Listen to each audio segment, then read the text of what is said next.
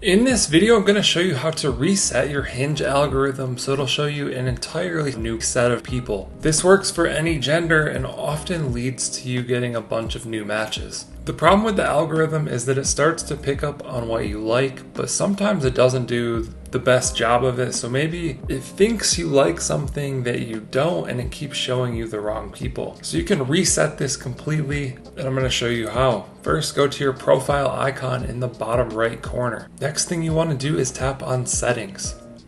You're going to scroll all the way to the bottom as if you are deleting your account. Then you want to tap delete or pause account. Why are you leaving Hinge? I'm not sure if this matters, but I'm going to tap on prefer not to say. And then it's going to bring me this prompt. How about a fresh start? Dating isn't a perfect science. With Fresh Start, you can reset your Discover feed while keeping your profile and matches. So sure, why not? I'm going to tap try it. Confirm your Fresh Start, keep your profile, your matches, your incoming likes. Reset your recommendations, previous skips, and likes you sent. So if you sent a like to someone, it might take you out of their list, but they could show up again. Let's tap let's do it. Resetting your dating pool. Your Fresh Start awaits. Start matching.